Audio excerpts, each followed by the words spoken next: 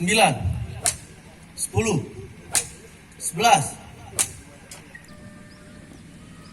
Syederalun 9 terpidana yang melanggar Kanun Aceh nomor 6 tahun 2014 tentang hukum jinayat menjalani ukubat cambuk di halaman kantor Kejaksaan Negeri Aceh Barat Daya pada Rabu 28 Desember 2022 sore. Ukubat cambuk yang dilaksanakan Kejari Aceh Barat Daya bersama Satuan Polisi Pamong Praja dan Wilayatul Hizbah Abdiah ini dihadiri oleh staf ahli bidang hukum dan politik Setdakap Aceh Barat Daya, Rajul Asmar SE mewakili PJ Bupati Abdiah Haji Darmansyah SPDMM.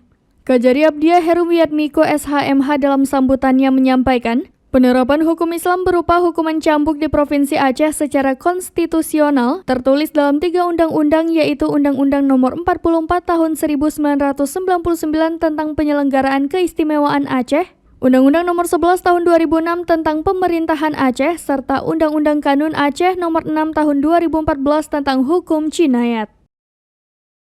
Al-Guju, siap? 12, 13, 14, 15, 16. Dari Aceh Barat Daya, Taufik Zas, serambinews.com.